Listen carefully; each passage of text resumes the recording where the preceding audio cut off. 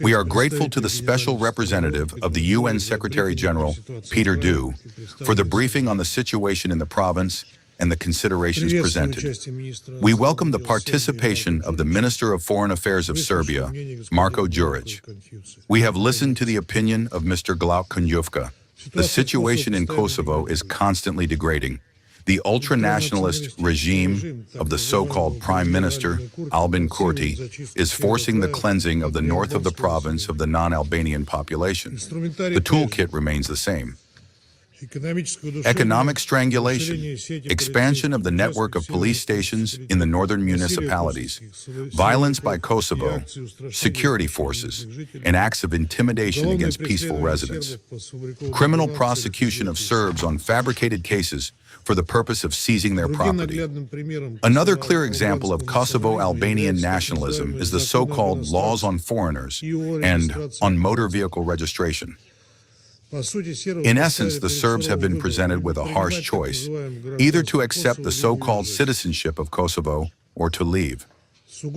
Pristina's purely symbolic concession on the issue of the functioning of Serbian medical and educational institutions in the form of a delay in the implementation of these discriminatory so-called laws is by no means the merit of the EU, as presented by Special Representative Mr. Sorensen, but an attempt to veil complicity in the phased takeover of structures that ensure the survival of the Serbian population of the province. As for the creation of the Association of Serb Municipalities of Kosovo, provided for by the 2013 Brussels Agreement, Pristina, with the connivance of Brussels, continues to sabotage their creation. The sacrilegious reprisal against the Serbian cultural and religious heritage continues.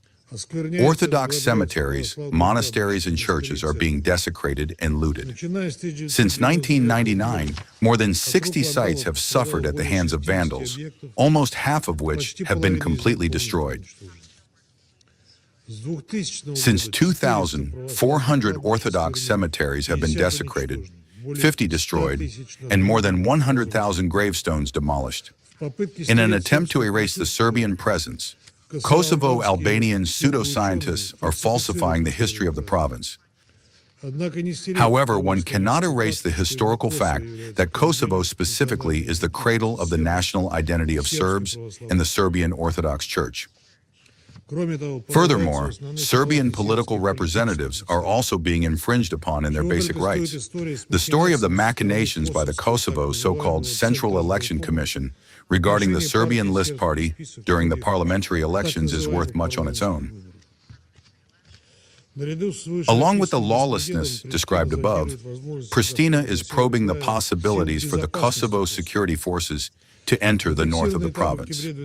The appearance of a KSF military convoy recorded there in October 2025, allegedly by mistake, is another demonstrative attempt by the local authorities to rid themselves of the obligation to coordinate their actions with the command of the NATO-led Kosovo force.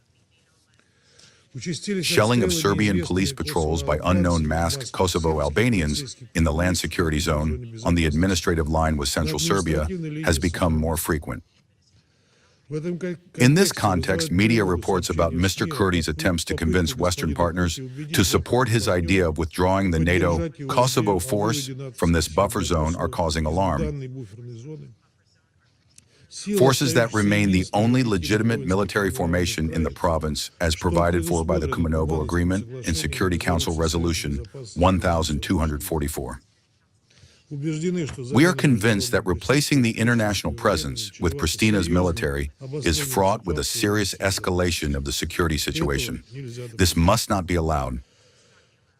One should also not forget that, to this day, the Kosovo Albanians responsible for the beating of UN mission in Kosovo, staff member Mikhail Kresnoshekov, on May 28, 2019, have not been brought to justice. Furthermore, on December 31, 2021, in violation of established international legal norms, Pristina declared mission staff member Andrei Antonov persona non grata. At the same time, Kurdi's team is systematically glorifying war criminals, former leaders of the Kosovo Liberation Army.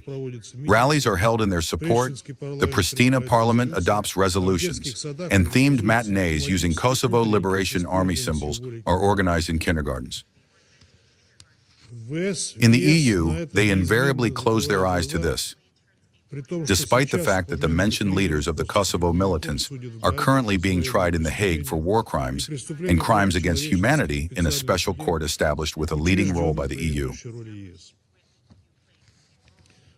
Moreover, Western capitals continue to indulge Pristina in forcing the Serbian authorities to resolve the Kosovo problem exclusively on Pristina's terms, helping to strengthen the state sovereignty of the province, and to create and arm its own so-called army, which Kosovo Albanians are prohibited from having, according to UN Security Council Resolution 1244. NATO members are also not standing aside. In cooperation with some of its members, it is planned to launch the production of ammunition in the province by the end of the current year. Cooperation within the framework of the openly anti-Serbian military alliance Zagreb-Tirana-Pristina is gaining momentum. Such forced militarization of Kosovo creates a serious threat of escalation in the Balkans. Against this background, the optimistic assessments in the Secretary General's report regarding the mediation role of the EU in the Belgrade-Pristina dialogue cause bewilderment. It is obvious that the Brussels format of negotiations, as well as the EU as mediators, has completely discredited itself and has long had no relation to normalization. Such overt duplicity of the Western so-called mediators deserves a corresponding assessment from the Security Council. Taking into account the unceasing series of violations of UN Security Council Resolution 1244 by the Kosovo so-called authorities and the Western guardians who indulge them, a thorough analysis of this document, which remains the cornerstone of the stability architecture in the Balkans, is becoming increasingly in demand. A clear signal is needed from the Security Council that the international community will not tolerate violations of Resolution 1244, according to which the autonomous province of Kosovo and Metohija is an integral part of the Republic of Serbia. For our part, we will continue to provide assistance to Belgrade in upholding its legitimate rights and interests regarding Kosovo and Metohija, and in protecting the sovereignty and territorial integrity of the country. We will accept only such a solution that suits the Serbs themselves.